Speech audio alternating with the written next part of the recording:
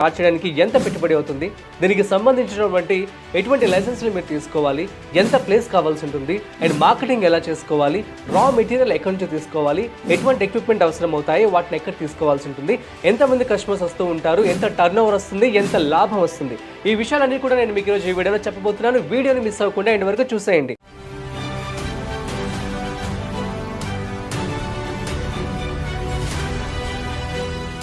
నమస్తే, welcome to business buzz with Rajiv Pasupuleti on freedom app.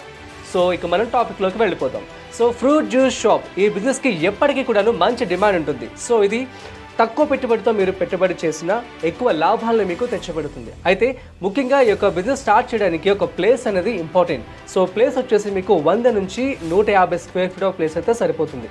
అది కూడా మీరు ఒక కమర్షియల్ ఏరియాని ఎంచుకోండి. సో కమర్షియల్ ఏరియా అంటే ఫర్ ఎగ్జాంపుల్ జిమ్ ఆపోజిట్ కావచ్చు, తర్వాత రద్దీగా ఉండే ప్రదేశాలు, జంక్షన్స్లో కావచ్చు, సపోజ్ కాంప్లెక్సెస్ ఉంటాయి, సో రైతు బజార్ కావచ్చు, సూపర్ మార్కెట్స్ కావచ్చు. సో ఇలాంటి ఏరియాస్లో కనుక మీ యొక్క జ్యూస్ షాప్ని కనుక స్టార్ట్ చేస్తే మీకు మంచి లాభాలు వచ్చే ఛాన్స్ ఉంటుంది. అండ్ జనాలు క్రౌడ్ ఎప్పుడు కూడా తిరుగుతూ ఉంటారు కాబట్టి మీకు మార్కెట్ కూడా జరిగే అవకాశం ఎక్కువగా ఉంటుందన్నమాట. సో ఇటువంటి ప్లేసెస్ని మీరు ఎంచుకోండి. ఇక నెంబర్ 2 వచ్చేసి దీనికి సంబంధించి పెట్టుబడి కేవలం మీరు మినిమంలో అయితే 50,000 రూపాయలు, ఇంకా లేదు అనుకుంటే 1,00,000-1,50,000 మ్యాక్సిమం 2 lakhs వరకు కనుక మీరు పెట్టుకున్నట్లయితే మంచిగా ఒక ఇంటీరియర్ కూడా దానికి చేసుకుంటే బాగుంటుందన్నమాట. సో సిట్టింగ్ కెపాసిటీ కూడా, సో ఫర్ ఎగ్జాంపుల్ ఒక 4 నుంచి ఒక 6 మెంబర్కి సరిపడేటువంటి ప్లేస్ అయితే మీరు చూసుకుంటే సరిపోతుంది. అండ్ ఇక raw material, so raw material విషయానికి వచ్చేస్తే మీరు డైరెక్ట్గా ఫ్రూట్స్ ఎవరైతే డిస్ట్రిబ్యూట్ చేస్తూ ఉంటారో వాళ్ళతో డీల్ కుదుర్చుకొని ప్రతిరోజు కూడా ఫ్రూట్స్ పంపని చెప్పండి. According to the seasonal fruits ఏవైతే ఉంటాయో, ఫర్ ఎగ్జాంపుల్ ఇప్పుడు రాబోయే కాలంలో మ్యాంగోస్ చాలా ఫేమస్ కాబట్టి మ్యాంగో ఫార్మర్స్ దగ్గరికి వెళ్ళిపోయి వాళ్ళతో మాట్లాడి వాళ్ళని కనుక మీకు డైరెక్ట్గా ఇవ్వమని చెప్పినట్లయితే సో వాళ్ళకి మీకు ఇద్దరికి కూడా మంచి ప్రాఫిట్ వచ్చే ఛాన్స్ ఉంటుంది. ఎందుకంటే వాళ్ళు మళ్ళీ వచ్చేసి డిస్ట్రిబ్యూషన్ దగ్గరికి వెళ్ళి ఒక మామిడి పళ్ళు అమ్మేసిన తర్వాత అక్కడ నుంచి మళ్ళీ మీరు తీసుకోవడం వల్ల రైతులు నష్టపడుతూ ఉంటారు. మరి సో అలాంటి ప్లేసెస్లో అలాంటి టైమింగ్స్లో మీరు డైరెక్ట్గా రైతులతో మాట్లాడుకొని తెప్పించుకోండి. సో ఈ విధంగా రా మెటీరియల్ మీరు తీసుకోవాల్సి ఉంటుంది. అయితే దీనికి సంబంధించి ఎటువంటి లైసెన్సులు తీసుకోవాలి, లైసెన్సుల విషయానికి వచ్చేస్తే ఇది కంప్లీట్లీ ఫుడ్కి సంబంధించింది కాబట్టి FSSAI లైసెన్స్ కూడా తీసుకుంటే సరిపోతుంది.